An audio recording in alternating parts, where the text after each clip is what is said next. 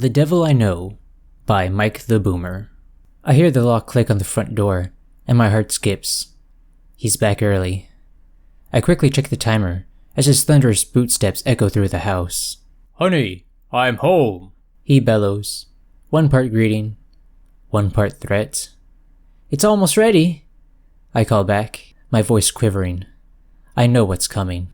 "That's okay, darling." He barges into the kitchen, with that wicked grin smeared across his face. He grabs my hand and plants a sickening kiss on it. I find myself staring at the floor. The feeling of his breath on my skin makes the hair stand up on the back of my neck and brings the bile up to the back of my throat. "Look at me." My whole body is trembling. "Look at me!" I make eye contact for a split second before his free hand strikes my face with the force of an asteroid. My head snaps back and my eyes roll momentarily into my skull. I fall to the cold lino flooring with an almighty thud. "I work all day so that you can stay home," he screams at me.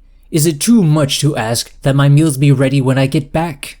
I hear him stomp out of the kitchen and the door slams shut before the kitchen comes back into focus. I scramble across the floor, making sure my tears fall silently as not to further invoke his wrath.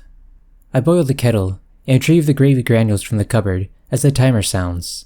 I silence it quickly, but hear his grunt of disapproval from the next room.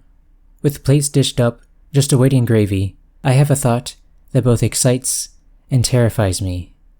I pull out the rat poison. I slice the breast of chicken open and cram in as many pellets as I can. I pour the gravy over the one plate before adding a plentiful amount of bleach to the gravy jug and adding it to the second meal. I grab a beer from the fridge and carry his dinner through to the dining room, where he sits waiting with a knife and fork already in his hands. I bring in my own meal with a glass of water and ask permission to sit at the table. He grunts, already too preoccupied with his food. It tastes terrible, but I always was a poor cook. I manage to eat most of the meal before he looks up at me with a red face. My cutlery rattles against the plates as I struggle to hold myself together.